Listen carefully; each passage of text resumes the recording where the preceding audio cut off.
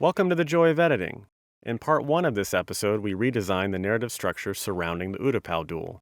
In this part, we're going to build on that redesign and recut the duel itself, learning several cutting techniques along the way. Alright, time to take the plunge. Now remember, Obi-Wan is trying to trick Grievous into a duel to stall for time, so he'll want to anger the old cyborg as much as possible. The way I think we can achieve that is to have Ben KO the Magna Guards in an utterly disrespectful manner. Watch Obi-Wan's arm in this wide shot. Originally, that motion was the lead-in to Obi-Wan's famous War and Peace stance. But if we match Ben's arm movement to the shot where he uses the Force to vent his disrespect, it looks like this.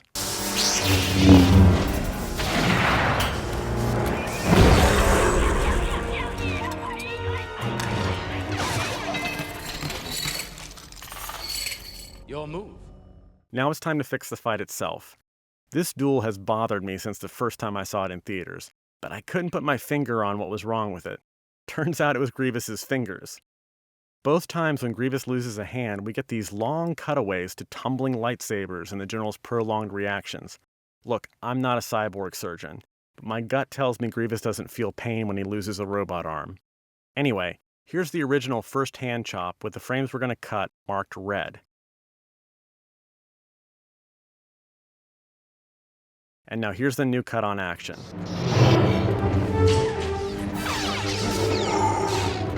Much better, but how did I know when to make that cut? The answer is by tracking the secondary motion of the two shots being joined. I'll show you how to do that with a second hand chop. The two shots we're going to splice together are this one where Obi-Wan whacks off another hand, and this one where the General goes for the kill. So in shot 1, the primary action is Obi-Wan chopping the hand. And in shot 2, the primary action is the double saber clash. So what's the secondary action? It's this spinning arm right here. Now all we have to do is locate the cut point where the arm spinning will feel natural. So right here on this shot, and right here on this shot. Here's the original two shots with the cut material marked red. And here's the clean final shot. The more and more you edit, the more your eyes will start to naturally identify the secondary actions that make action cuts smooth. Okay, if I break down every little cut I made in this sequence, we'll be here all night. So I'm going to jump ahead and take a look at a few cuts from the final part of the duel. After a bunch of hand fighting, our combatants crash land onto the landing platform. 1 Mississippi, 2 Mississippi, 3 Mississippi. Hang on, let's fix that gun draw.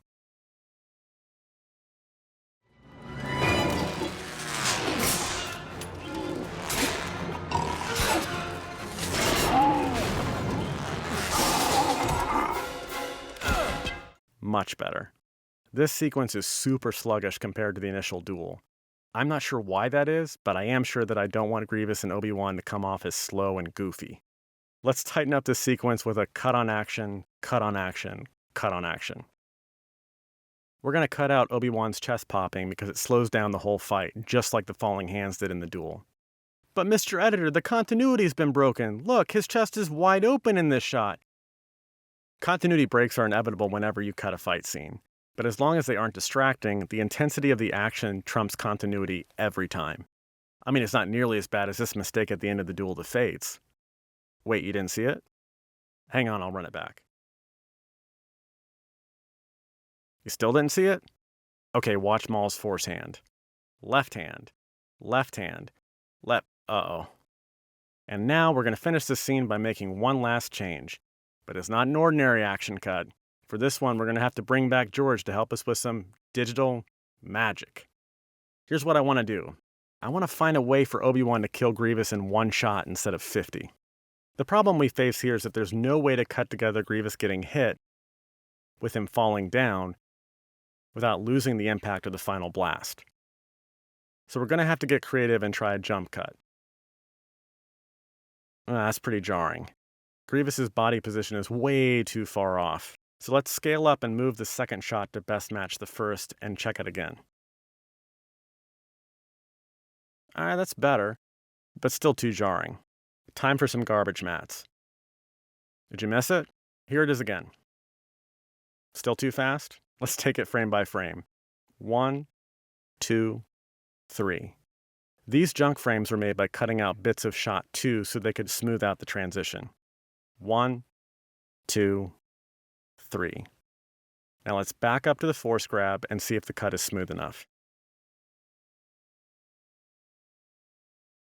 There you have it. Poetry.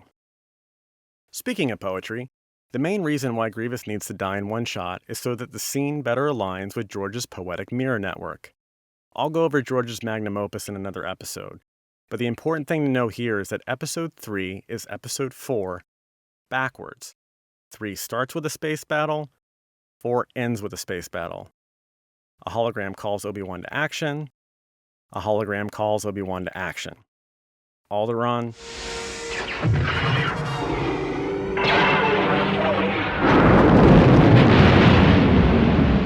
Order 66.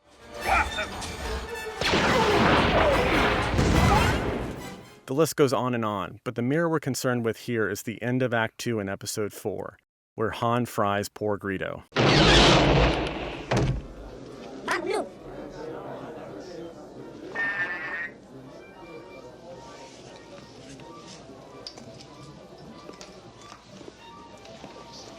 Sorry about the mess.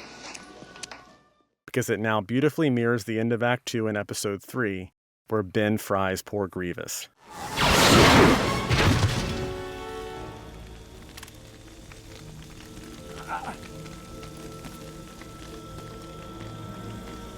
So uncivilized.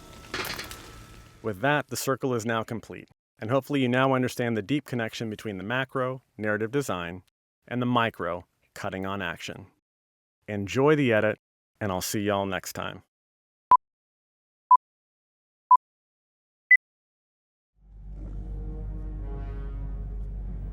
Your ship is waiting.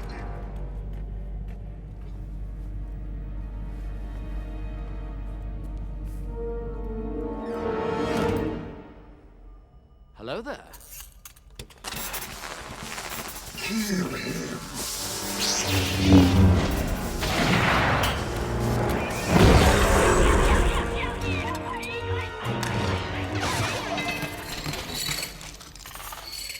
Your move. You fool! I've been trained in your Jedi arts by Count Dooku.